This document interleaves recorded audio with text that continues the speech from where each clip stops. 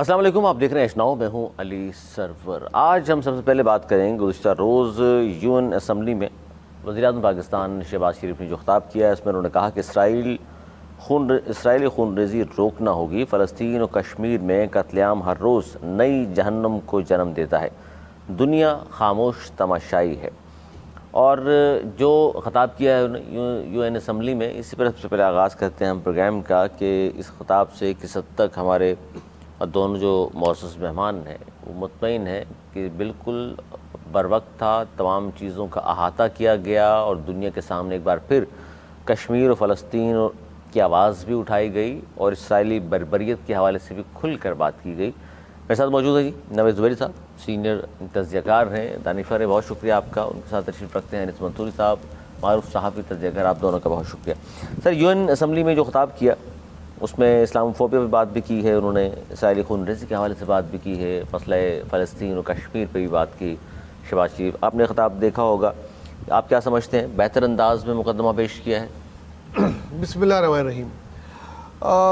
یہ ہمارے prime minister Shahbaz شریف صاحب کا زندگی کا دوسرا خطاب تھا یو این اسمبلی سے، پہلا نہیں تھا، دوسرا تھا، تو پہلے کے مقابلے میں زیادہ پراعتماد بھی تھے، لیکن ایسا لگ رہا تھا لکھی بھی ایک تقریر وہ پڑھ رہے ہیں۔ وہ جس طریقے سے دوسرے لوگوں نے، خاص کر کے ٹرکی نے، ایران نے، اور یا ماضی میں پاکستان میں سے لوگوں نے ماضی میں پاکستان کے رہنماؤں نے کی، اس طریقے کی کوئی ایسا تاثر نہیں چھوڑا کہ لوگ اٹھ کے کھڑے ہو کے تالیاں بجائیں۔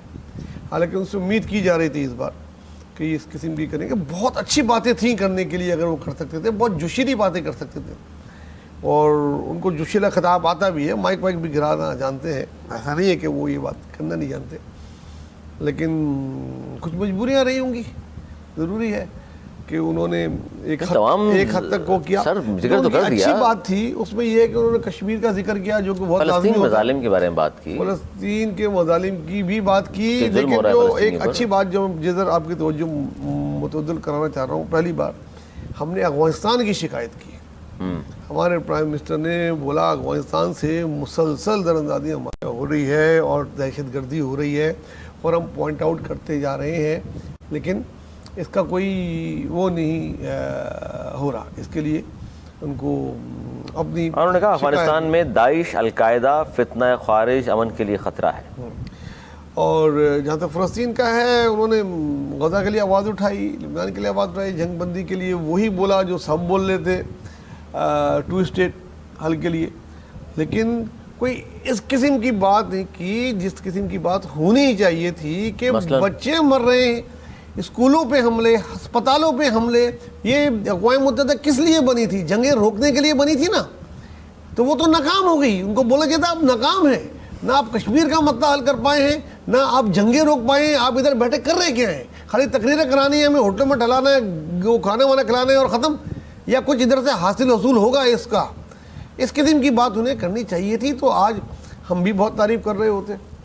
لیکن بہرحال پہلے کے مقابلے میں اچھا خطاب تھا، اور جو پاکستانی خارجہ پالیسی تھی اس کی انہوں نے بھرپور عکاسی کی۔ 79واں خطاب، اور آپ سمجھتے ہیں کہ شہباز شریف صاحب نے اہل فلسطین کا مقدمہ بڑے زوردار انداز سے لڑا ہے؟ بہت شکریہ آپ کا۔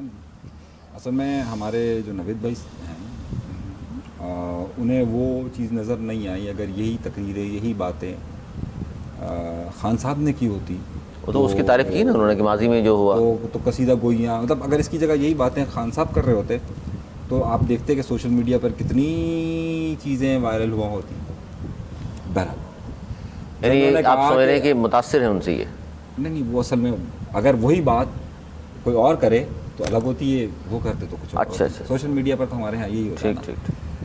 اچھا، مسئلہ سارا یہ ہے کہ انہوں نے جو ابھی کہا کہ اقوام متحدہ کو باقاعدہ یہ کہا کہ یہ جو خطابات ہو رہے ہیں اور اقوام متحدہ اپنا کردار ادا کرنے میں ناکام رہا ہے، یہ بات انہوں نے ذکر کی۔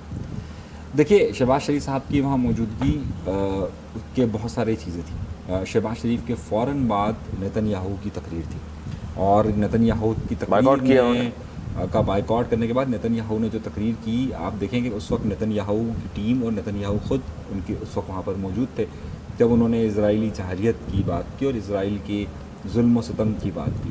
اور اقوام متحدہ پر انہوں نے کہا کہ جناب یہ اس طرح کے معاملات نہیں ہونے چاہیے.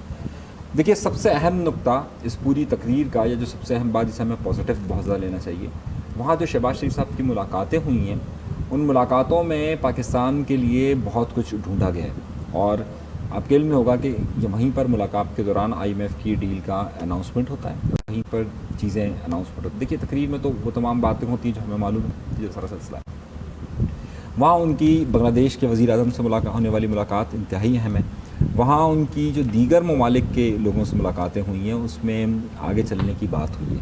یہ ایک اچھا سائن ہے. میں یہ سمجھتا ہوں کہ ہمیں اس سے قطع نظر کہ کون وزیر اعظم ہے، ہمیں یہ دیکھنا چاہیے کہ پاکستان کو کیا حاصل ہوگا. نہیں، یہ جو تقاریر ہوتی ہیں نوید زہری صاحب، آپ نے تعریف بھی کی نام لیے بغیر کہ ماضی میں بہت زبردست تقاریر ہوئی ہیں، بغیر لکھے پڑھے بھی کیا کرتے تھے، شرار کے میں جا کے بھی کسی صاحب نے تقریر کی، جس سے ظاہر متاثر بھی ہوں گے یقیناً آپ، لیکن کچھ فرق پڑتا ہے وہاں اچھی تقریر کرنے سے؟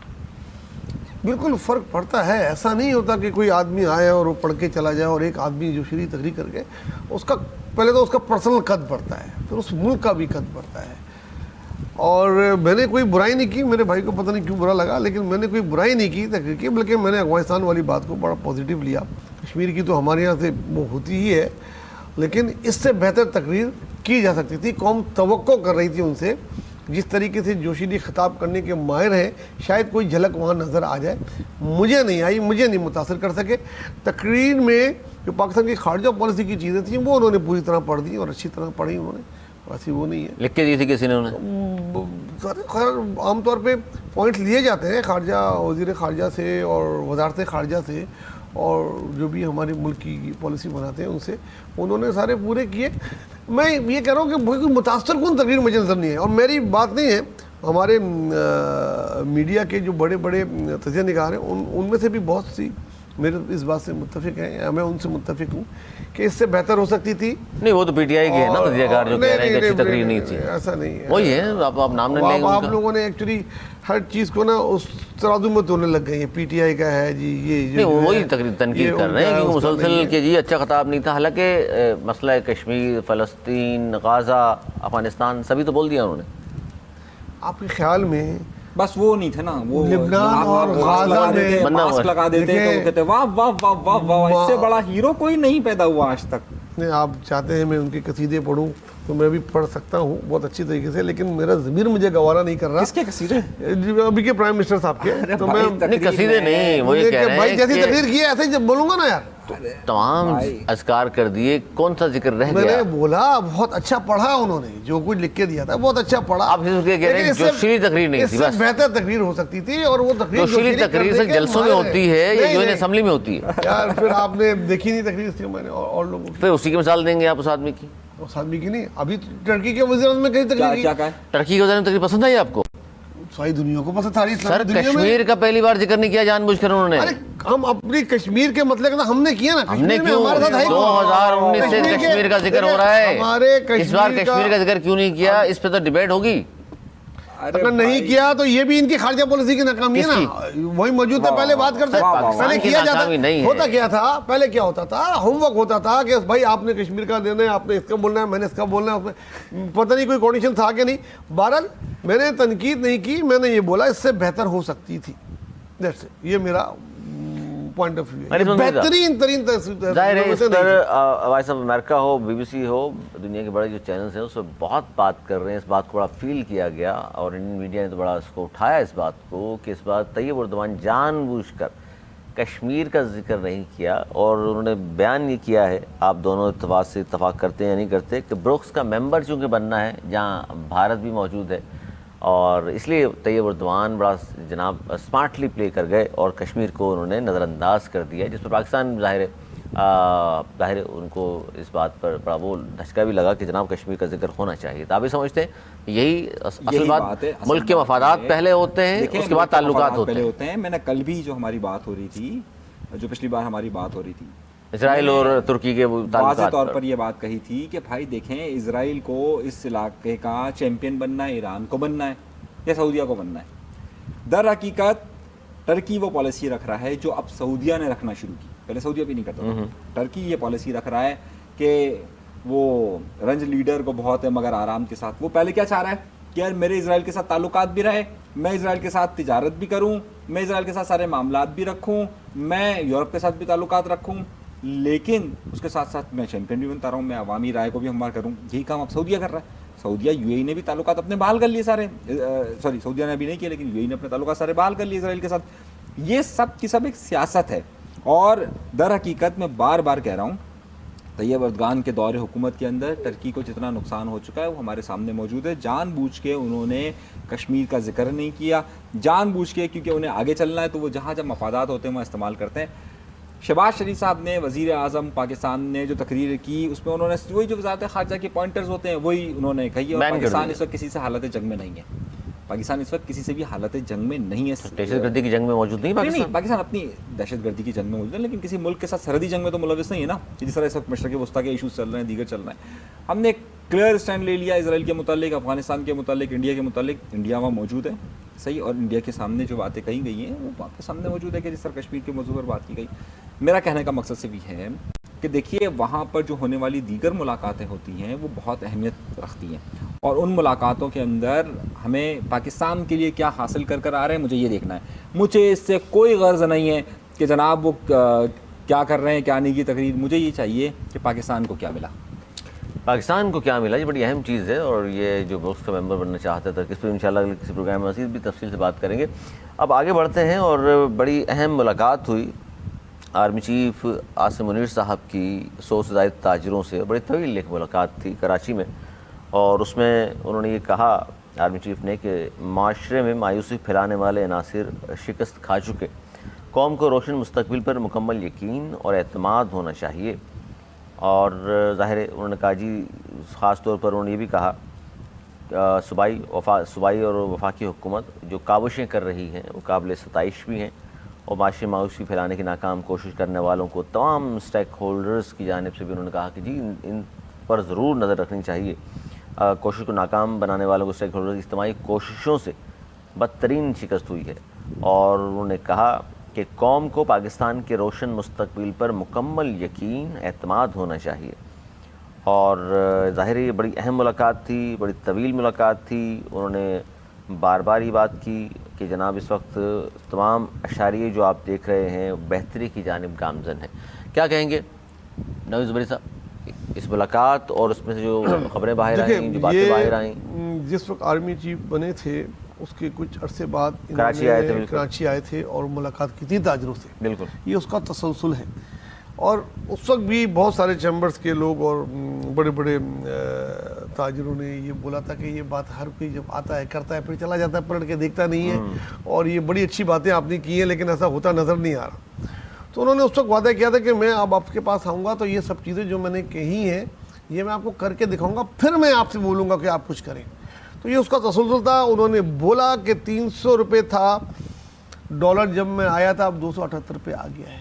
انہوں نے بولا پیٹرول 310 روپے پہ تھا, آج 239 روپے کا آ گیا ہے. انہوں نے بولا انٹرسٹ ریٹ کا میں نے آپ سے وعدہ کیا تھا کہ آپ لوگوں کو بہت مشکل ہوتی ہے, جو بورنگ کریں گے 25-26% پہ تو کیا آپ کمائیں گے, کیا دیں گے. تو آج وہ بورنگ آپ دیکھیں انٹرسٹ ریٹ میں کدھر مطلب پاکستان کا کم آیا ہے, بلکہ یہ بولا ہے کہ میں اینڈ آف دی ایئر یہ اگلے پہلے سمجھ تک سنگل ڈیجٹ تک لے آؤں گا, جو کہ بہت بڑی بات ہے. اس کے علاوہ مہنگائی انفلیشن کا انہوں نے دیا کہ جو وعدے میں کر کے گیا تھا میں نے کیا. اب بولا اب آپ کا کام ہے, اب آپ جو سرمایہ یہاں سے بہت سارا چلا گیا ہے, اب بین ملکوں میں کام کر رہے ہیں, اس کو واپس لائیں اپنے ملک میں لائیں, کام کریں. کوئی کسی قسم کی کوئی پرابلم ہو آپ کو کسی بھی ادارے سے, کسی پولیٹیکل پارٹی سے یا اس سے, تو انہوں نے اپنے جو ہاٹ نمبر ہیں وہ بھی لوگوں کے جو ہوتے ہیں وہ دیے, بولے بھائی اس پہ کریں اور آپ کو 24 گھنٹے کے اندر اس پہ کارروائی ملے گی. تو میں دیکھ رہا ہوں کہ بڑی اچھی بات تھی. انٹریکشن ایسا ہونا چاہیے, ہوتا رہنا چاہیے, اور اس کا فالو اپ بھی ہونا چاہیے. اور یہ کہ کراچی کی بوسٹ کے اکنامیکل بوسٹ کے لیے اور چیزوں کے لیے ایک بہتر ملاقات تھی, بہت بہتر. کیا کہیں گے انس منصوری صاحب اس ملاقات کے بعد تاجر رہنما جتنے بھی گئے تھے, تاجر برادری, ظاہر بڑی ہوپ ہے ان کو کہ جو باتیں پہلے کی گئی تھیں کافی حد تک پوری ہوئی ہیں, اب پھر بہت ساری باتیں کی گئی ہیں, کیا لگتا ہے آپ کو مزید بہتری آئے گی انشاءاللہ؟ دیکھیے بہت شکریہ آپ کا. میرا خیال یہ ہے کہ ایک تو ظاہر پاکستان کے چیف آف آرمی اسٹاف اس وقت سب سے با اختیار شخص ہے. اب جب بااختیار شخص ہیں تو میرا خیال یہ تھا کہ انہیں اگر یہ ملاقات میں وزیر اعظم صاحب بھی ساتھ ہوتے تو ذرا مناسب رہتا. ہاں وہ ظاہر ہے اقوام متحدہ گئے ہوئے تھے لیکن اگر یہ شیڈیول اس طریقے سے ہاں، کی اس طرح جاتی کہ اس میں مصروفیت. اگر وزیر اعظم صاحب ہوتے تو ذرا سا بہتر رہتا. اس سے یہ آئیڈیا جاتا کہ بھائی جناب جمہوریت اور جمہوری حکومت، کیونکہ جو باتیں انہوں نے کہی ہے وہ عام طور پر ظاہر حکومت کا کام ہے کہ حکومت اس طرح کے وعدے وزیر اعظم کے منہ سے سننا چاہتے تھے آپ. نہیں، میں سننے کی بات نہیں ہے. دیکھیے بہت سارے اختیارات یا بہت سارے معاملات میں ہمارے یہاں سوالات اٹھتے ہیں. جو چیزیں جس کے تھرو ہوتی وہ ذرا بہتر رہتی ہے، چاہے وہ ظاہر ہمیشہ سے یہ پاکستان کا ایک بڑا مضبوط ادارہ ہے، وہ حکومت کے ساتھ رہ کر حکومت لیکن ایک پیج پہ تو ہے نا حکومت بھی اور یہ بھی. میں وہی کہنا چاہ رہا ہوں نا. لیکن دیکھیں بہت سارے اناؤنسمنٹس جو ہیں وہ آپ کے پھر بہت سارے سوالات اٹھ جاتے ہیں. میرا کہنے کا مقصد یہ کہ اگر صحیح ہے وہ جس طریقے سے وزیر اعظم صاحب بھی اکثر کہتے رہتے ہیں کہ بھائی ان سارے انیشیٹوز کے پیچھے اس وقت کے چیف آف آرمی اسٹاف ہیں، ٹھیک ہے، بہت اچھی بات. لیکن سوال صرف یہ بنتا ہے کہ جناب ہم جس ملک میں رہتے ہیں وہاں پر پھر یہ سوالات اٹھتے ہیں. بہت اچھی بات ہے اور جو انہوں نے کہا وہ تمام چیزیں ہوئیں، بہت اچھی بات ہے. لیکن میرا خیال ہے کہ حکومت کو لیڈ کرنا چاہیے تھا اس سارے معاملات کو. حکومت کو لیڈ کرنا چاہیے تھے سارے معاملات کو. اور کیا کہنا چاہ رہے ہیں سر اس پر میں آپ؟ کہہ رہا ہوں کہ میرے بھائی کو بڑا دکھ ہے کہ ان کے محبوب قائد کو یہ ساری باتیں کہنی چاہیے تھیں لیکن انہوں نے نہیں کہی، اور یہ سب کچھ انہوں نے کیا. ان کے محبوب قائد نے اس کا کریڈٹ جو ہے وہ آرمی چیف لے گئے. میں ان کو یاد دلاتا چلوں ادھر جا کے بھی جو ایک چیز ملی ہے آئی ایم ایف کا لون، جس کی مبارکبادیں اور مٹھائیاں تقسیم کی جا رہی ہیں قرضہ ملنے کی، اس کا کریڈٹ بھی انہوں نے آرمی چیف کو ہی دے دیا ہے. تو بھائی اچھا میں اب جو کھل کر بات وزیر اعظم سچے آدمی ہیں ظاہر. میں اب جو کھل کر بات کروں گا کہ میرے بھائی صحیح ہے ناہید بھائی، وہ سچے آدمی ناہید بھائی شہباز شریف میرے فیوریٹ ہیں. میں اس محبوب قائد کہا ہے آپ کا؟ میں ایک جمہوری ملک کے اندر رہتا ہوں. آپ مجھے مزید نہ بولنے پر دیں، مجھے مزید مجھے مزید نہ بولنے دیں ورنہ آپ کا ٹی وی پروگرام آگے نہیں چل پائے گا. نہیں ایسا نہیں. صحیح ہے، تو میں آپ سے جو بات کہنا چاہ رہا ہوں اشارتاً وہ آپ سمجھ جائیے. اچھا آئی ایم ایف کا قرضہ آپ دونوں کیا کہیں گے سر کہ آئی ایم ایف ظاہر ہے اس میں وہ خود بھی بول رہے ہیں وزیر اعظم صاحب آئی ایم ایف پروگرام دلوانے میں اہم کردار ادا کیا آرمی چیف نے، لیکن جو قرضہ مل گیا ہے آئی ایم ایف سے قسط جاری ہو گئی ہے، پیسے آ گئے ہیں $2 ارب، تو اب کیا معیشت مزید مضبوط ہوگی یا صرف کو قرضے لوٹانے میں ہم خرچ کر کے اور خوش ہو جائیں گے؟ دیکھیں آئی ایم ایف نے پہلے ہی یہ شرط لگائی تھی کہ جو پیسہ آپ ہم سے لیں گے اس کو قرضے واپس دینے میں استعمال نہیں کریں گے، اور اس سے پہلے انہوں نے ری شیڈول کروائے چائنا سے، سعودیہ سے، ایمریٹ سے، اور ان کو لکھا کہ ہم نے یہ ری شیڈول 3 سال کے لیے کر دی ہیں، تو یہ قسط جاری ہوئی ہے. نمبر 1. نمبر 2 جو اس کے لیے سیکریفائسز کیے ہیں پاکستان نے، اس کا آنے والے دنوں میں پتہ لگے گا جب منی بجٹ آئیں گے. لیکن اس سے آئی ایم ایف کا لون کسی بھی ملک کو ملتا ہے تو مالیاتی طور پہ اس ملک کو بہت فائدہ ہوتا ہے، اور اس کا فائدہ یہ ہوتا ہے کہ اس کی دوسرے جو ڈونرز ہوتے ہیں، دوسرے جو دیکھ رہے ہوتے ہیں، تو وہ اس کو ایک اتھینٹک وہ مل جاتی ہے کہ یس یہ ملک کی معیشت اب اوپر کی طرف ہے. تو آئی ایم ایف کا لون ملنے کا مقصد یہ ہوتا ہے کہ آپ کی معیشت ترقی کی طرف جا رہی ہے. سر ایک یہ اسٹیمپ لگ گئی لون سے ترقی ہوتی ہے ملکوں میں؟ آئی ایم ایف کے اسٹیمپ، اگر آئی ایم ایف نے آپ پہ اعتماد کیا نا ترقی ہو جائے گی ملک میں. نہیں تو اس کے انڈیکیٹر یہ ہوتے ہیں کہ آپ کی اکنامی بہتری کی طرف جا رہی ہے، تبھی انہوں نے آپ کو ایک اور پروگرام دیا ہے، ورنہ وہ نہیں دیتے. دنیا میں تاثر نہیں جاتا کہ آپ تو قرضے پہ چل رہے ہیں. دنیا کے آدھی کے 70% ملک قرضے پہ چل رہے ہیں، امریکہ سمیت. اور ان کی جی ڈی پی بھی 0.1 ہوتی ہے. ان کی جو جی ڈی پی ہے اس کو تو آپ ابھی ہم سے نہیں ملا سکتے نا. مطلب آپ ایک اتنے بڑے ملک کے ہمارے اپنے برابر کے ملکوں سے آپ ملا سکتے ہیں جی ڈی پی، اور ہماری جی ڈی پی بھی بہتر ہو رہی ہے. 0.5 ٹھیک ہے نا. اب وہی بالکل مائنس تک پہنچ گئی تھی، اب 3 پہ آ گئی ہے. سوری 0.5 نہیں ہے، 3 پہ آ گئی. قرضے کا تو بولیں آئے گی. خان صاحب گئے تو 6.1 تھی. آپ کی کرنسی جو ہے اسٹیبل ہو رہی ہے. وہ بتاتے ہیں آپ کو پسند کرتے ہیں، وہ جب گئے تو 6.1 تھی. اس کی وجہ جو تھی وہ سب کو پتہ ہے. کووڈ آیا ہوا تھا، کووڈ میں دنیا کی اکنامی اوپر نیچے ہوئی ہوئی تھی، اس کے چکر میں آپ کی کچھ چیزیں بہتر ہوئی تھیں، لیکن اس کی وجہ سے تھوڑی سی اس پہ آپ اس پہ آپ موازنہ نہیں کر سکتے. آئی ایم ایف سے میرا کہنے کا مطلب یہ تھا کہ آئی ایم ایف کا لون ملنے سے آپ کی اکنامی میں بہتری آئے گی، کیونکہ جو کچھ شرائط ہیں اس شرائط سے بھی ملک کو فائدہ ہوتا ہے. اچھا چلیے میں بتا دیتا ہوں آپ کو جس بات کا نوید بھائی جواب دے سکے. جب ان کے محبوب لیڈر تھے تو اس وقت بیسکلی کووڈ کے وقت ان کی، کووڈ سے پہلے جو 2019 والا سال، جب 2018 اور 19 کا سال تھا، اس میں ان کی اکنامی آ گئی تھی -1.5 پہ، -1.5 پہ جناب. پھر اس کے بعد انہوں نے کیا کیا آگے کہ جب 2 سال گزرے تو انہوں نے کہا کہ جب ان کی حکومت ختم ہونے والی تھی تو انہوں نے کہا ہماری اکنامی تو 6% آ گئی ہے. اچھا انہوں نے کیسے آپ کو بیوقوف بنایا ذرا دیکھیں. اکنامی مائنس میں چل رہی تھی، انہوں نے یہ نہیں کہا کہ ہماری 6% گروتھ جو ہے وہ کن سالوں سے، انہوں نے 6% گروتھ شو کی اپنی اس سال کے پچھلے سال سے. تو ظاہر ہے وہ -1 کا 6% اگر آپ بڑھے گا تو وہ کتنا ہوگا، یعنی کہ آپ کا 0 مطلب نیگیٹو میں نیگیٹو 0.% ہوگا، پھر بھی نیگیٹو ہوگا. انہوں نے بیوقوف بنایا بھائی 6% -1 کا -1 سے اگر 6% بڑھ گئی، -1 کا 6% ہوتا ہے نا، -1 سے 6% نہیں ہے، -1 کا 6% ہوتا ہے. کیلکولیشن میں آپ اگلے سال کی کیلکولیشن سے کرتے ہیں نا سر ماشاءاللہ. اچھا کیلکولیٹ آپ زیادہ بہتر کرتے ہیں. اچھا دوسری بات IMF پہ آپ نے بات کی. اکانومسٹ ہیں آپ بتائیے. دیکھیں اچھا میں میرے ایک سوال سنیں. IMF یہ ٹیکنیکل بات کی انہوں نے. دیکھیں کووڈ کی اکنامی کا اس وقت دنیا کوئی بھی ملک اکنامی کووڈ کی کاؤنٹ ہی نہیں کر رہا اس سالوں کی. کووڈ-19 کے اینڈ میں شروع ہو گیا تھا اور یہ 2022 تک پوری دنیا اس کا شکار رہی. بڑے یورپی ممالک جو ہے نا وہ اس کی ٹاپ کمپنیاں دنیا کی ڈیفالٹ ہو گئی. ایئر لائن تباہ برباد ہو گئی، ہوٹل انڈسٹری تباہ ہو گئی، ایکسپورٹ رک گئی، سیاحت ختم ہو گئی. آپ دیکھیں نا سیاحت کے علاوہ آپ شپنگ کمپنیاں رک گئی ہیں، آپ کے پورٹ بند ہو گئے. تو جس ملک میں زراعت تھی اس کو تھوڑا فائدہ ہوا چیزوں میں، تو اس کو کاؤنٹ نہیں کریں. میں اس کا مقابلہ ان سے نہیں کر رہا، دونوں کا کوئی مقابلہ میں کسی کا بھی نہیں کرنا چاہ رہا. میں جواب IMF کا آپ کو دے رہا تھا کہ IMF سے لون ملنے سے آپ کی اکنامی کو بوسٹ ملے گا. 1 ارب آئی تھنک 1.2 کچھ بلین مل بھی گیا ہے، اور 3 سال تک آپ جو ان کی شرائط مانیں گے اس کی کچھ شرائط بہت اچھی ہے پاکستان کے لیے. جیسے ٹیکس نیٹ میں لے کر آنا، قرضہ دے رہا ہے وہ شرائط اس کی ہوتی ہے، قرضہ دینے والے کی ہوتی ہیں اور اچھی ہوتی ہیں. بھائی آپ اگر کسی بینک سے لون لیں گے، کسی بھی چیز سے لون لیں گے، کہیں سے بھی آپ پیسہ مانگیں گے تو اس کی شرائط ہوگی نا. کوئی فری میں تو آپ کو چچا بھی نہیں دے گا. آپ کو شرائط تو ہوں گے، آپ کہہ رہے ہیں اچھی شرائطیں ہیں. ہاں جی، اس کی اچھی شرائطیں پاکستان کے لیے کیا ہیں؟ پاکستان میں لوگ ٹیکس نہیں دیتے. ایک نان فائلر ہوتا تھا، وہ جاتا تھا گاڑی خرید رہا ہے. نان فائلر کا مطلب 5 لاکھ کی اس کی کم. یہ بڑی غور کی بات ہے سننے کی میرے بھائی. 5 لاکھ آپ کی انکم نہیں ہے پورے سال کی، آپ ٹیکس نہیں دے رہے، آپ نان فائلر ہیں. آپ گاڑی لینے جا رہے ہیں 50 لاکھ کی، آپ لے لیں جی. آپ 2% زیادہ ول لوڈنگ ٹیکس دیتے تو آپ لے سکتے ہیں کیونکہ آپ نان فائلر ہیں. اور اگر فائلر ہے تو آپ 1% دیں گے. یار مطلب یہ کوئی طریقہ کار تھا؟ یہ بند ہو گیا. آپ جا رہے ہیں یورپ گھومنے، آپ نان فائلر ہیں تو تھوڑا سا ٹیکس آپ کا ٹکٹ پہ زیادہ لگے گا. آپ جائیں یورپ، اس سے پوچھو بھائی 3 لاکھ 5 لاکھ تمہاری کمائی نہیں ہے، تم 50 لاکھ کا دورہ کرنے جا رہے ہو، سال میں 4 دفعہ جا رہے ہو. یہ چیزیں بند IMF کی شرائط پہ ہوئی ہیں. اور اب آپ دیکھ لیں نان فائلر کے گرا تنگ ہو گیا، 5 چیزوں پہ پابندی لگ گئی. یہ ملک کا فائدہ ہوگا. آپ کا ٹیکس کا جو نیٹ ورک ہے وہ بڑھے گا. اگر 2-3 ملین ان کا اندازہ ہے کہ لوگ زیادہ ٹیکس لوگ جمع کرائیں گے، تعداد بڑھے گی جمع ٹیکس ریٹ میں تعداد بڑھ جائے گی، فائدہ یہ ہوگا. یہ تھا. اب اس پہ میرے بھائی کو یہ پابندی اگر غلط ہے تو کرتا ہوں.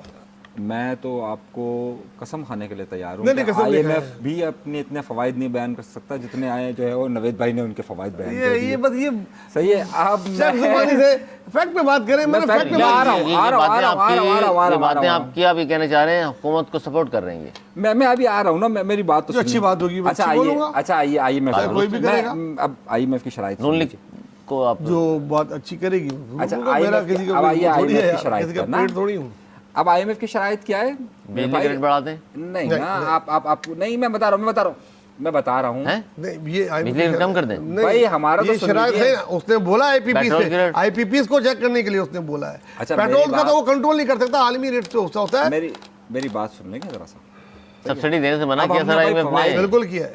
وہ آپ نے فضائل اگر کیا مطلب اس بات کا؟ اب یہ اگر آپ فضائل بنا دیں جو علماء کرام بتاتے ہیں نا، جو فضائل اگر آپ نے سن لی ہو تو مصائب سن لیجیے. ڈائریکٹ پوائنٹ پہ آ اگر جائے آپ نے فضائل سن لی ہو تو مصائب پر رات بات کر لیتے ہیں. صحیح نا.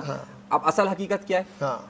تاریخ میں پہلی بار آپ IMF کو دے رہے ہیں یہ اجازت کہ وہ صوبوں کے بجٹ میں مداخلت کرے گا. بہت غلط بات ہے سر، یہ پوائنٹ نوٹ کیجیے. میں بھی آپ کو بتا رہا ہوں نا کیوں. انہوں نے کہا کہ جناب NFC ایوارڈ آپ نے دیا ہوا ہے، NFC ایوارڈ کے بعد آپ نے 18ویں ترمیم کے بعد اختیارات صوبوں کو دے دیا، ہمارے پاس تو بجٹ ہوتا نہیں ہے. اب دیکھیں آپ مریم نواز صاحبہ نے یہ اپروول دے دیا، مراد علی شاہ نے یہ اپروول دے دیا، اس نے یہ دے دیا، ہم کیسے کریں؟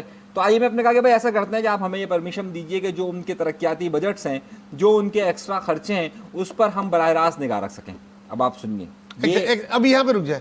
यार ये अच्छी बात नहीं है कि अगर सूबाई हुकूमतों को जिसको ये बुरा भला IMF क्यों नजर रखेगा? अब भाई जब आप नजर नहीं रख पा रहे, अगर इनको तो खुश होना चाहिए था। एक तरफ बोलते हैं कि आधे से ज्यादा बजट वो चोरी चला जाता है, ये चला जाता है।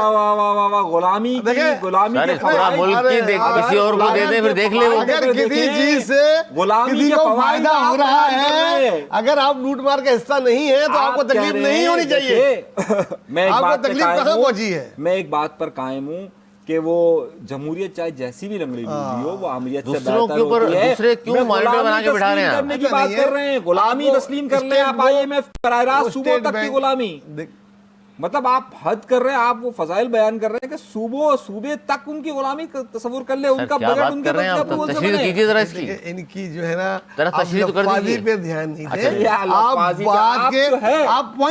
आप पॉइंट समझिए कि जो तरक्याती बजट तरक्याती पे नहीं यूज हो पाता है, वो स्टेट बैंक के साथ वो उस पर अगर नजर रखे तो मैं नहीं समझता। मैं जाती तौर पे मैं चाहता हूं कि वो नहीं, पूरी की पूरी एक कमेटी होनी चाहिए पाकिस्तान की, जिसमें सहाफी भी शामिल हो, जिसमें तमाम पार्टी के लोग शामिल हो, और वो नजर रखें कि तरक्याती बजट तरक्यात में खर्च हो रहा है या किसी की जेबों में जा रहा है। जनाब, इसमें अगर आप ये काम नहीं कर रहे और इनके ख्याल में IMF के जरिए हो रहा है तो कोई बुरी बात नहीं लगती भाई। बात ये है आज के दौर में नहीं लगती जब आप IMF के कहने पर टैक्स कलेक्ट कर रहे हैं, वरना तो आप अपने वो कह रहे हैं ये तो गुलामी है कि कोई और आप पे मुसल्लत हो जाए। अब IMF आपको डिक्टेट करेगा कि भाई सूबे में कौन सी इमारत बननी चाहिए, नहीं बननी चाहिए, इतना पैसा ना लगाए।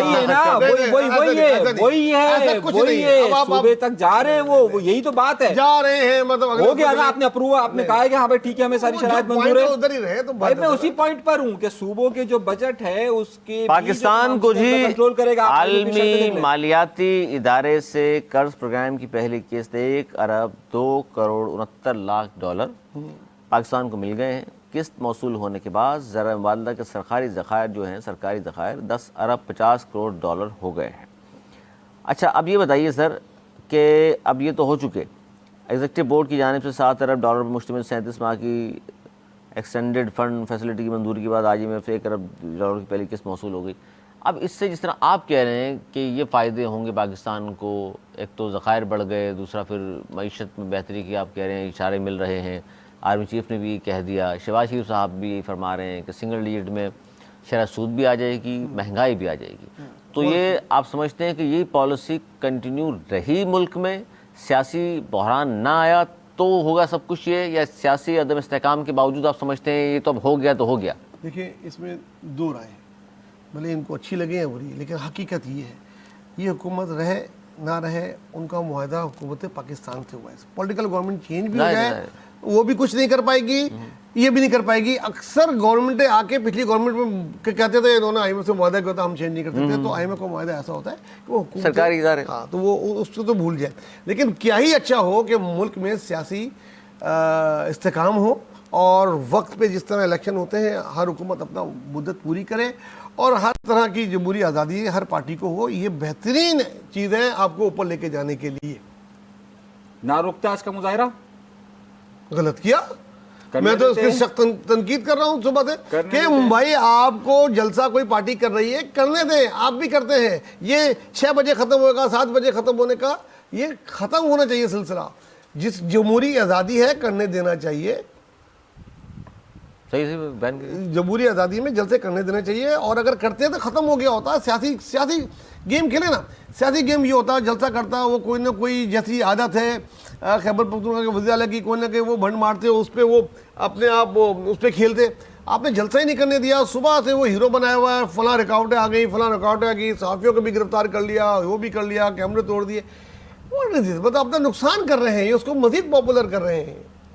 अच्छा जी, एक बड़ा अहम वाक़या ज़ाहिर हसन नसरुल्लाह की शहादत है। आयतुल्लाह ख़ामनाई का ईरान में 5 रोज़ा शोक का ऐलान भी उन्होंने किया है, और इससे कितना नुकसान होगा जी, ख़ास तौर पर ये जो लेबनान जो कुछ हो रहा था, और फिर अगर साथ में हम फ़लस्तीन को भी शामिल कर लें उनकी शहादत से, बहुत बड़ा नुकसान है और पेदर पे नुकसान। इससे पहले हिज़्बुल्लाह के लीडर का भी हुआ और अब इनका हुआ, और غزہ تو کھندرات بن چکا ہے، اب لبنان کی باری ہے، لبنان کو کھندرات بنا رہے ہیں، اور جو بھی مزاحمت کے لیے تھوڑا بہت بھی اس کے سامنے آتا ہے اس کو تہس نہس کر دیتے ہیں. وہ یہ سمجھتے ہیں کہ بس اس کو مار کے اب ختم ہوگی جنگ، لیکن مجھے نہیں لگتا جنگ اس طرح ختم ہوگی. ان کا خیال یہ ہے، جو آج اس کے مارنے کے بعد جتنی بھی میں نے ویسٹ کی چیزیں پڑھی ہیں اس میں یہ تھا کہ اب جنگ بندی ممکن ہو جائے گی. جنگ بندی جو ممکن نہیں ہو رہی تھی اس کی سب سے بڑی رکاوٹ ان کی نظر میں حسن نصر اللہ تھے. اب ان کا خیال یہ کہ ہو جائے گی، اب مزاحمت کمزور پڑ جائے گی، سمجھ رہے ہیں آپ؟ یہ تو آنے والا وقت بتائے گا کہ کمزور پڑتی ہے کہ یا اور زیادہ ہو جاتی ہے، تو اس کو تو آنے والا وقت بتائے گا. لیکن یہ بہت بڑا نقصان ہے مزاحمتی طریقہ. کیا سمجھتے ہیں نسبت صاحب، اسرائیل کی نسل کشی جارحیت کی پالیسی کا نیا ہدف لبنان ہے؟ دیکھیں نہ صرف لبنان نہیں ہے بلکہ یہ جنگ اب مزید آگے بڑھ رہی ہے، اور لبنان کے بعد یہ کسی بھی وقت یہ حملہ ہو سکتا ہے ایران پر. اگر آپ یہ واضح طور پر نیتن یاہو کی تقریر کو جو اقوام متحدہ میں کی گئی ہے، اس نے یہ کہا ہے کہ ایران کی کوئی بھی جگہ ہم سے دور نہیں ہے، اور اس کے فوراً بعد جو ہے وہ حزب اللہ کے یہاں پر حسن نصر اللہ کو شہید کر دینے کا جو واقعہ رونما ہوا ہے یہ افسوسناک ہے. اور میں یہ سمجھتا ہوں کہ اس سے اب جنگ بندی ممکن نہیں ہوگی، اور آئندہ یہ جنگ اب لبنان سے پھیلتی ہوئی مجھے یہ ایران تک جاتی ہوئی واضح طور پر محسوس. اچھا، امریکی صدر ظاہر سپر پاور ہے امریکہ، انہوں نے بیان دیا ہے جو بائیڈن نے، حسن نصر اللہ کی شہادت کو منصفانہ کہتے ہیں. یہ منصفانہ ہے، یہ سر منصفانہ ہے، یہ اس پر احتجاج نہیں ہونا چاہیے مسلم دنیا کی جانب سے؟ دیکھیے مسلم دنیا تو اس وقت پتہ نہیں کہاں ہے، لیکن البتہ جن لوگوں کی تھوڑی بہت بھی غیرت زندہ ہے وہ ضرور اس پر بات کر رہے ہیں. اس وقت جو صورتحال چل رہی ہے اس میں مسلمان حکمران تو ظاہر ہے اپنے جو کچھ بھی غزہ کے اندر ہوا، ہمارے یہاں پر تو صرف بیانات سے زیادہ کچھ بھی نہیں ہوا، چاہے وہ ٹرکی ہو، چاہے وہ پاکستان ہو، چاہے وہ سعودی عرب ہو، ان کے بیانات ہی صرف اس میں ہے نا. لیکن آپ یہ دیکھیے کہ حزب اللہ نے، حسن نصر اللہ نے جو کچھ بھی اس وقت اسٹرگل کی اور بزی رکھا اسرائیل کو، اسرائیل نے ان کے خلاف ایک حتمی اعلان کر دیا ہے. جو 17 ستمبر کو وہاں پر جس طریقے سے پیجر اٹیکس اور دیگر اٹیکس ہوئے تھے، اس کے بعد انہوں نے واضح کہہ دیا تھا کہ ہم اب اس جنگ کو ایک طرف لے کے جائیں گے. دیکھیے جنوبی لبنان 2005 تک ان کے پاس تھا، اسرائیل کے پاس 2005 میں یہی بڑی کامیابی تھی حسن نصر اللہ کی. حسن نصر اللہ کی یہ بہت بڑی کامیابی تھی، حسن نصر اللہ کی یہ بہت بڑی کامیابی تھی. وہاں سے بھگا دیا انہوں نے. حسن نصر اللہ کے متعلق ہم بہت سارے اختلافات کر سکتے ہیں ان سے، بہت سارے لوگوں کے ان سے مسلکی اختلافات ہو سکتے ہیں، مگر یہ بات ماننی پڑے گی کہ اگر اسرائیل کو کسی نے پڑوس میں ٹف ٹائم دیا تو وہ صرف اور صرف حسن نصر اللہ تھے، اور حزب اور اس کے گوریلے، کیونکہ لبنان کی فوج سے زیادہ اس کے لوگ زیادہ مضبوط تھے، زیادہ مضبوط ہیں، اور اس وقت بھی زیادہ مضبوط ہیں، اور ان کا جو ساز و سامان ہے وہ ان سے زیادہ مضبوط ہے. ان کے جو فلاحی کام ہے وہ بھی ظاہر ہے اس کی وجہ سے وہ کافی اپنی مقبولیت رکھتے ہیں.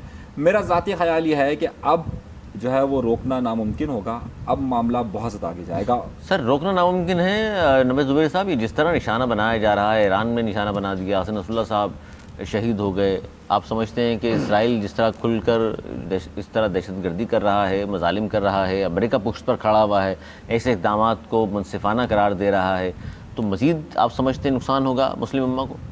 دیکھیں مسلم امہ سے میرے بھائی نے صحیح کہا، سب جو ہے نا بس وہ کاغذی اور رسمی جملے کر رہے ہیں، سوائے یمن کے. یمن کے لیے میں ضرور نام لوں گا، کیونکہ وہ تباہ و حال ہونے کے باوجود بھی کہیں نہ کہیں مزاحمت ہی کرتا ہے اور کچھ نہ کچھ وہ اٹیک کر لیتا ہے. اب جو بات بہت زور پکڑ گئی ہے آج شام سے رات کے بعد، کہ پہلے ایک بات آئی تھی جب ایران میں قتل ہوا تھا اسماعیل ہانیہ کا، کہ ان کے 25 جو 100 سے اوپر قیدی ہیں اس میں سے 20-25 کو مار کے پھینکو، کیونکہ یہ جنگ میں کوئی اصول تو ہے نہیں. اب جنگی جرائم میں تو یہ کیا آئے گا، جب وہ نہ اسکول چھوڑ رہے ہیں نہ ہسپتال چھوڑ رہے ہیں، سول مار رہے ہیں، تو یہ بھی جنگی جرائم کر رہے ہیں. اور جب اس کو کوئی نہیں پوچھ رہا تو مار کے اگر مار دیتے، تو ان کا یہ کہنا تھا، آج کسی کا بیان تھا کہ اگر آپ نے بات مان لی ہوتی انہوں نے تو آج یہ شہید نہیں ہوتے. لیکن اب مجھے یہ خطرہ ہے کہیں ایسا نہیں ہو کہ جنگی قیدیوں میں سے وہ مار کے کچھ اس کا جواب دیں، تو جنگ تو بہت شدت ہے. شدت میں مطلب کہ ہر روز 500-600 لوگ مرتے ہیں. ابھی بھی سینکڑوں لوگ، جدھر یہ بم گرا ہے کلسٹر بم، سینکڑوں لوگ ملبے تلے دفن ہیں، اور اس کو ابھی سینکڑوں دن لگیں گے نکالنے میں. تو کہیں اگر اس قسم کا واقعہ ہو گیا تو اسرائیل کے اندر بھی بڑی مسئلے مسائل ہو جائیں گے اور یہ جنگ بڑھے گی. لیکن اگر یہ ایران تک چلی گئی تو پھر یہ ایران تک ابھی گئی نہیں ہے، ابھی نہیں گئی، اس کے گھر میں گھس کر حملہ ہاں، کر لیکن دیا. ایران نے جوابی کارروائی نہیں کی نا، جو انہوں نے کہا تھا. اگر وہ کر دیتے اور ایک جنگ مسلم امہ آپ سمجھتے ہیں طاقتور ہے جواب دیا جا سکے؟ طاقتور تو ہے. دیکھیں مسلم امہ کے پاس سوائے پاکستان کے ایٹمی طاقت پاکستان ہی تو ہے. جتنی طاقت ہے وہ بہت زیادہ ہے اسرائیل کو نیست و نابود کرنے کے لیے. لیکن آپ اکنامیکلی تو کریں, سارے مل کے ان سے اپنے سفیر واپس بلا لیں. 58 ملک اسلامی سبھی کمزور ہیں. دیکھیں کمزور نہیں ہیں, سب اپنے اپنے مفادات کی تحفظ کے لیے میرے بھائی والی بات کرتے ہیں کہ ہم اپنے ملک کو دیکھیں نا, جا کے اس کو دیکھیں. سیلفش ہو گئے ہیں. جب تک آگ ان کے گھر کو نہیں آئے گی نا, ابھی تو 4 گھر دور ہے, ابھی آئی نہیں, جب تک ان کے گھر کو آگ نہیں لگے گی تب تک وہ شامل نہیں ہوں گے. اور یہی اسرائیل اگر ہوتا تو لبنان, غزہ کے بعد لبنان میں نہیں آتا. اب لبنان کو غزہ بنانے کی بات کر رہا ہے. نہیں تو یہ ایک ایک کر کے ہدف بنانا, کیا دنیا کو, اسلامی امہ کو پیغام دیا جا رہا ہے کہ جناب اب کوئی بھی ہمارے سامنے کھڑا نہیں ہو سکتا, دیکھ لیجئے ورنہ یہ انجام ہوگا. دیکھیے کوتاہیاں ہماری ہیں, صحیح, اور کوتاہیاں ہماری یہ ہیں کہ ہم نے اپنے لوگوں کو اکوپ ہی نہیں کیا. اکوپ نہ کرنے کا سب سے بڑا وجہ یہ ہے علی کہ دیکھیں اس سے ٹیکنالوجی سے شکست دے رہا ہے وہ ہمیں. اس وقت جس طرح اس نے سب سے پہلے آپ کی کمیونیکیشن کو بریک کیا. دیکھیے سب سے مشکل کام ہوتا ہے, سب سے جنگ جیتنے کے لیے یہ ہوتا ہے کہ آپ رابطے کو توڑ دیجئے. اس نے باقاعدہ ایک حکمت عملی سے سالوں کا منصوبہ بنا کر اس نے آپ کے واکی ٹاکی سسٹم, آپ کے پیجر سسٹمز, آپ کے موبائل سسٹم کو ختم کر دیا, جس طرح انہوں نے لانگ ٹرم پالیسی. اور جب انہوں نے کمیونیکیشن ختم کی تو اس کمیونیکیشن کے خاتمے کے فوراً بعد یہ اٹیک ہوا ہے. اب میں جس بات پر اشارہ کرنا چاہ رہا ہوں, ذرا سا اس اٹیک کی گہرائی کو دیکھیے. یہ بیروت میں حزب اللہ کے ہیڈ کوارٹر پر حملہ ہوا ہے جس میں حسن نصر اللہ کی شہادت ہوئی ہے. ایک ہائی رسک آدمی بیروت میں اپنے ہیڈ کوارٹر کے اندر موجود ہے, کیسے علم ہوتا ہے, کیسے معلوم ہوتا ہے, صحیح, کچھ بھی نیٹ ورکنگ سے آپ کو معلوم ہوتا ہے. اور آپ وہاں گئے کیوں, اسماعیل ہانیہ کا واقعہ آپ کے سامنے موجود ہے. وہ کون سی ایسی چیز ہے کہ جب اس جنگی کیفیت کے اندر باقاعدہ آپ وہاں پر جاتے ہیں اور وہاں پر آپ کو اٹیک کا نشانہ بنایا جاتا ہے. یہ کئی سوالات کو جنم لینے والی بات ہے. ٹھیک ہے, یہ سٹوریز تو چلیں گی. دیکھیے اب پروگرام کو مزید کیوں آگے بڑھائیں, اور بڑی اہم بات پاکستان کی سیاست پہ بیک ٹو پولیٹیکل حوالے سے پاکستان میں کہ نواز شریف کے پاس خاموشی کا آپشن نہیں ہے. ان کی 2 جگہ حکومت ہے. شاہد خاقان عباسی صاحب فرما رہے ہیں کہ ملک میں اتنا کچھ ہو گیا اور ہو رہا ہے, اور 3 بار کا وزیر اعظم, یعنی سب سے سینئر پولیٹیشین اس وقت وہ ہیں پاکستان میں جو ظاہری سطح پر رہ چکے کہ وہ سیاست کو جانتے بھی ہیں, وہ دنیا میں گھوم بھی چکے ہیں, وہ خاموش ہیں. حالانکہ ان کے بھائی کی حکومت ہے پاکستان میں, صوبے میں ان کی بیٹی کی حکومت ہے.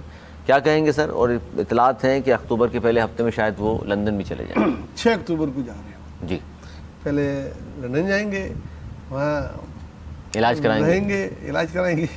اس کے بعد وہ امریکہ چلے جائیں گے, اور اس کے بعد کا آگے کا کچھ پتہ نہیں ہے, نہ کوئی واپسی کی تاریخ ہے, نہ کوئی پلان ہے ان کا. پلان بھی نہیں, یہ کہہ رہے ہیں آپ؟ ابھی تک کوئی پلان نہیں. اور شدید ناراض ہیں وہ.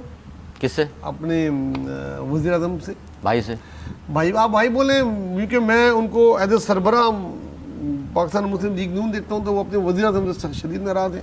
ان کی پالیسیز پہ جو ترمیم نہیں کرا پائے اس پہ, ان کی اس چیزوں پہ وہ ناراض ہیں. اور جب وہ چلے جائیں گے تو خاقان عباسی پارٹی کو فرنٹ پر آ کے لیڈ کیوں نہیں کر رہے؟ ان کے اندرونی اختلافات ہیں, اس میں تو کوئی شک ہے نہیں. میں تو پہلے کئی دفعہ بول چکا, میرے بھائی نہیں مانتے, لیکن میں آپ کو پہلے بول چکا ہوں کہ اندر شدید ترین اختلافات ہیں. یہ تو ان کو جانے نہیں دے رہے تھے, اس وجہ سے یہ نہیں جا رہے تھے. شہباز شریف صاحب, ہاں شہباز شریف صاحب اب جانے کی اجازت مل گئی ہے تو یہ جا رہے. اس پہ بھی کچھ چھوٹے بھائی نے بڑے بھائی کو روک لیا. چھوٹے بھائی نے بولا بھائی باہر جا کے کوئی ایسا بیان نہیں دے دینا کہ جو میری حکومت کو مشکل پڑ جائے, کوئی جس طرح کی ان کی عادتیں ہیں بیان دینے کی ایسے نہ دے دیں. تو بہرحال بڑی چیزیں طے ہوئے کر کے جا رہے ہیں, ساتھ خرید کے جائیں, اپنا علاج کرائیں. ان کا سیاست میں اب کوئی رول باقی بچا نہیں ہے. سر آپ بھی یہی کہہ رہے ہیں, مجھے تو مسلسل کہہ رہے ہیں سیاست میں ان کا رول نہیں ہے, لیکن اتنے سینئر پولیٹیشین جاتے جاتے وہ ایک بات کریں گے ضرور کہ مجھے کیوں بلایا تھا. دیکھیے یہ اچھے خواب ہیں, اچھے خیالات ہیں, صحیح, اپنے خیالی دنیا میں رہنے کا کوئی حرج نہیں ہے. خیالی دنیا میں رہتے ہیں. شدید ان کے محبوب قائد کی وجہ سے کھیت لگی ہوگی, معذرت تھوڑی سی میری قبول کریں, بات کو سمجھنے کی حقیقت یہی تھی. سب سے پہلے آپ نے پوچھا شاہد خاقان, آپ کو میری بات کا جواب بہت آسانی سے مل جائے گا. جی جی. شاہد خاقان عباسی نے یہ کہا کہ ان کی خاموشی, ہاں نہیں, وہ کہتے ہیں ان کے پاس آپشن نہیں ہے خاموشی کا, کیونکہ ایک پارٹی کے سربراہ ہیں, بھائی وزیر اعظم ہیں, بیٹی وزیر اعلیٰ ہیں, وہ خاموش بیٹے میں فرنٹ پر آ کر لیڈ نہیں کر رہے. میری بات جی جی. سب سے پہلے تو شاہد خاقان عباسی صاحب وزیر اعظم تھے, اور نواز شریف کو جب جوڈیشری جنرل فیاض حمید اور یہ پوری لابی کے ساتھ نکال رہی تھی, تو شاہد خاقان عباسی کیوں خاموش تھے؟ میری بات کا جواب آپ کو ملے گا. جس وجہ سے شاہد خاقان عباسی خاموش تھے نا, اسی وجہ سے نواز شریف خاموش ہے. نہیں وہ تو نواز شریف شاہد خاقان تو وزیر اعظم تھی, وزیر اعظم نہیں ہے اس وقت. میری بات سمجھیے, ان کی تو کچھ مجبوریاں رہی ہوں گی, میری بات سمجھیے, ان کی کیا مجبوری, میری بات آپ سمجھ گئے. کیونکہ بھائی کے ساتھ تو لڑائی ہے بقول ہمارے نویز زبیری صاحب. کوئی لڑائی نہیں ہے, دیکھیے میری بات سنیے. وہ کہہ رہے ہیں بھائی نے باہر جانے نہیں دیا ان کو. ارے چھوڑو, کوئی مسئلہ نہیں ہے بھائی کا نام شہباز شریف ہی ہے.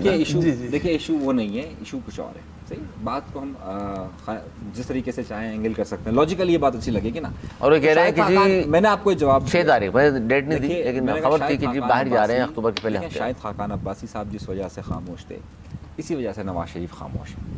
میں آپ کو ایک بات تو یہ جواب دے رہا ہوں اس بہت اہم بات کا. دوسرا نقطہ آپ نے پوچھا اتنا آپ یہ باہر جا رہے ہیں, تو یہ بھائی نے ظاہر ہے اس پہ ذکر کیا 6 تاریخ. حالانکہ میں نے آفر کی تھی سندھ میں علاج کرا سکتے ہیں ان کا فری اگر وہ چاہے تو. اب جو 6 تاریخ میں اس طرح کے ہاسپٹل اس کا مطلب ہے موجود ہیں کہ ہر بیماری کا علاج بڑے حکمراں یہاں علاج کرا سکتے ہیں. کہاں موجود ہیں؟ سندھ میں یاد نہیں آپ کو اگر بائی پاس شاہ صاحب نے کیا کہا تھا, کینسر کا علاج صاحب نے یہ کہا تھا تھا ترقی دیکھنی ہے تو سندھ آئیے. سندھ آئیے. اچھا اب بہت اچھی بات ہے, بہت اچھے ہاسپٹلس ہوں گے. کون سے سندھ میں یہ مجھے نہیں معلوم. صحیح شہر یا اسپتال کا نام بتائیں گے, ان کو سب پتہ ہے. کون سے ہاسپٹل آپ کو بیماری کیا ہے پہلے وہ صحیح, کون سے NICVD. صحیح ہے. اچھا دیکھیے ہمارے یہاں پر سب سے پہلے تو ایک وزن کم کرنے والے نہیں ہیں, تو کچھ لوگوں کو وزن کم کرنے باہر جانا پڑ گیا. صحیح ہے. اب وہ امریکہ یا کہیں اور جہاں سے گئے وہ صحیح ہے, ان کو کہہ دیتے ہیں جناب کو پرابلم ہوتی ہے کہ وزن بہت زیادہ ہے, کم کر لے تو وزن بہت کم ہے. ان کو سمجھ گئے میں نے ٹھیک ہے کوئی اور وزن کم کر لے. تیر آپ کا نشانے میں لگا ہے. میں نے جس طرح کہا تھا وہ سمجھ گئے کہ کس کا میں نے اشارہ کیا ہے. نواز شریف تک یہ رہے ابھی تو زیادہ بہتر ہے آپ کے لیے. چلیے ٹھیک ہے, ماشاءاللہ وزن آپ نے بھی کافی کم کیا ہے. بہرحال میں امریکہ نہیں کہہ رہا. اچھا اب سوال اہم نقطہ پتہ کیا, ایک تو پہلی بات یہ کہ جس وجہ سے شاہد خاقان عباسی خاموش تھے, یہ خاموش تھے. دوم کیا وہ باہر جا رہے ہیں؟ دیکھیے یہ باہر جانے کا پلان بولتا ہے, اس کا شہباز شریف صاحب کے ساتھ کوئی معاملات نہیں ہیں. کوئی لڑائی جھگڑا نہیں ہے, کوئی اختلاف نہیں ہے. دیکھیے نواز شریف صاحب نے دیکھیے نواز شریف صاحب نے وفاق اس وقت حوالے کیا ہوا ہے شہباز شریف صاحب کے. میں آپ کو یہ بات پہلے بھی بتا چکا ہوں, میں بات دوبارہ دہرا رہا ہوں. اس میں ایک چیز بڑی اہم چیز ہے, وہ آپ نے گزشتہ 2 4 5 6 روز میں دیکھی کہ امریکن سفیر ہو, برطانیہ کا سفیر ہو, جاپان کا سفیر ہو, چائنا کا سفیر ہو, ان سب سے ملاقات میاں صاحب کیوں کر رہے ہیں؟ دیکھیے میاں صاحب سے پہلی ملاقاتیں نہیں ہیں, پہلی بات نہیں, اس وقت وزیر اعظم نہیں ہے, سرکاری عہدہ نہیں کوئی. وہ تو ہمیشہ پولیٹیکل پارٹی کا جو سربراہ نا اپوزیشن لیڈر ہیں سر. وہ دیکھیے پولیٹیکل پارٹی کے سربراہ سے ہمیشہ ملاقات ہوتی ہے. جس زمانے میں عمران خان صاحب باہر تھے اور وہ وزیر اعظم نہیں تھے, ان سے تمام سفیر ملتے تھے, یہ ملاقات ایک پولیٹیکل ایک وہ ہوتا ہے. صحیح ہے. اسی طریقے خان صاحب کے تو جب اپوزیشن لیڈر تھے اس وقت آتے تھے لوگ. نہیں اپوزیشن لیڈر سے پہلے بھی آتے تھے, بعد میں بھی آئے ہیں. دیکھیے ملاقاتیں ہوتی ہیں, اسی پر تو انہوں نے اعلان کیا تھا, اس کو یاد نہیں ہے آپ کو, کس نے, عمران خان کہتے تھے یہ سفیر سیاسی مخالفین سے کیوں مل رہے ہیں, یہ سارے جو ہے وہ بک چکے ہیں. اس وقت میں اس لیے بات کر رہا ہوں کہ میاں صاحب کی حکومت ہے. دیکھیے بھائی کی پچھلے دنوں دیکھیے میری بات سنیے, اپوزیشن سے ملنا اور بات ہے کہ مستقبل کے حوالے سے بات کر رہے ہوں گے. میرا مقصد یہ ہے کہ کیا میاں صاحب وزیر اعظم چوتھی بار تو بننے جا رہے ہیں؟ نہیں, کوئی ایسا سلسلہ نہیں ہے. پولیٹیکل پارٹیز کے لیڈران سے ملاقات کیا پیغام دے رہے ہیں؟ دیکھیے پولیٹیکل پارٹیز اب بہت سارے معاملات ہوتے ہیں. صحیح, ایک بات تو یہ ہے کہ وہ یہ سفیروں سے کیا بات کرتے ہیں سر؟ ایک آدمی جو وزیر اعظم بھی نہیں ہے, آپ کی تو عادت ہے کہ چھپے ہو کے ٹیبل کے نیچے ہے. مجھے پتا ہے بہت, مجھے پتا ہے. میں جن کے بارے میں وزن کم کرنے کی بتا دوں گا نا کہ کیا کیا بات انہوں نے سفیر سے کی, تو پھر مسئلہ ہو جائے گا. صحیح ہے, دیکھیں میں بتا دوں گا کہ کیا کیا. دیکھیے سفیروں سے سب ملاقات کرتے ہیں. سندھ میں کچھ قوم پرست جماعتیں ہیں جن کا ووٹ بینک اتنا نہیں ہے. صحیح ہے, سندھ کی قوم پرست جماعت کی بات کر رہا ہوں میں, ٹھیک ہے. ان کا ووٹ بینک نہیں ہے, وہ الیکشن بھی عام طور پہ پارٹیسپیٹ نہیں کرتے. لیکن پچھلے دنوں میں یا کئی عرصے میں ان سے کئی سفیروں نے ملاقات کبھی کبھار سر. میں آپ کو اس کا جواب مختصر ہو جاتی ہے نا. صحیح نا, میرے بھائی کو مشکل ہو رہی ہے, میں مختصر 3 لائنوں میں جواب دے دوں گا اس کا, اگر آپ اجازت دیں مجھے تو. اجازت ہے بھائی؟ بالکل. آپ دیکھیں, ایک ڈپلومیٹک ایتھکس ہوتی ہے, اس میں جو ڈپلومیٹس ہوتے ہیں نا, جو سفیر جن کو آپ کہتے ہیں, بیرونی ملکوں کے, خاص طور سے طاقتور ملکوں کے جو ہیں, جو جن کی کوئی سے ہوتی ہے, وہ پارٹی سربراہوں سے ہی ملاقات کرتے ہیں پارٹی پالیسی پوچھنے کے لیے. کیونکہ آپ پارٹی پالیسی پوچھنے کے لیے چاہے ان کا وزیر اعظم ہو. ہاں, اگر شہباز شریف وزیر اعظم ہے کوئی مسئلہ نہیں ہے, ان کو نون لیگ کے سربراہ سے ملنا ہے. ایم کیو ایم کا کوئی بھی وزیر ہو, ان کو ملنا تھا ان کے سربراہ سے, ان کے گھر پہ جا کے, چاہے وہ چھوٹا سا گھر ہو, وہاں جا کے ملتے ہیں. انہوں نے بتایا کہ چھوٹی سی سندھ کی جماعت ان کے گھر پہ جا کے ملے. تو وہ ان کے سربراہوں سے ملاقات کرتے ہیں. یہ ایتھکس ہوتے ہیں اور یہ ڈیموکریٹک میں یہ ہوتا ہی ہے. ابھی کوئی بڑی بات نہیں ہے, یہ ہوتا ہی. حافظ نعیم الرحمان صاحب جب کراچی کے امیر تھے ان کے پاس کوئی ڈیزگنیشن نہیں تھا, لیکن حافظ نعیم الرحمان صاحب سے کئی سفیر ملاقات کرتے تھے اور باقاعدہ ان کی وہ چیزیں آتی ہیں. ڈپلومیٹک یہ ہوتا ہے, اس میں کوئی ایسی کوئی نیا ایلیمنٹ نہیں اس ہے. میں وہ نہیں ہے, کیونکہ ان بعد میں لوگ جب کتابیں لکھتے ہیں تو بتاتے ہیں کہ سفیر ملنے آئے اور یہ پیغام دیا, اس لیے میں نے بات کیا. پیغامات ہوتے ہیں لیکن اب ہر ملاقات کا پیغام نہیں ہوتا. ان کے خیال میں ان کے ملکوں میں پارٹی پالیسی بھائی پارٹی سربراہ بناتا ہے, وہ سمجھتے ہیں یہاں بھی بناتا ہے, تو اس لیے آگے ملتے ہیں. اور ہو گیا بات کافی آج کی, مطلب ان کے اتنی نالج نہیں پاکستان کے بارے میں ہے نہیں. اچھا جی, جاتے جاتے وقت کی قلت ہے, جاتے جاتے ایک آخری خبر ظاہر ہے وہ ہے ایک سنگر, تو میں کہوں یا نہیں کہوں, آپ لوگ تو مانتے ہیں بہرحال اس کو, چاہت فتح علی خان نام کے ایک سنگر ہیں, مداحیہ اداکار کہہ لیجیے.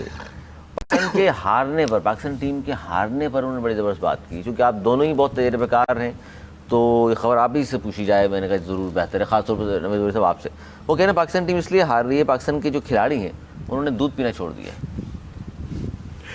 مجھے بالکل ان سے بھی اسی قسم کی کسی بات کی امید تھی, اور آپ سے بھی مجھے پورا یقین تھا. کوئی سر یہ کوئی بری بات ہے؟ آپ چاہت علی خان میں سے کیا نکال کے لائیں گے میں یہ سوچ رہا تھا, لیکن آپ بہت سی چیز لے کر آ گئے ہیں. دودھ پینا چھوڑ دیا ہے اس لیے کھلاڑی کھیل نہیں پا رہے.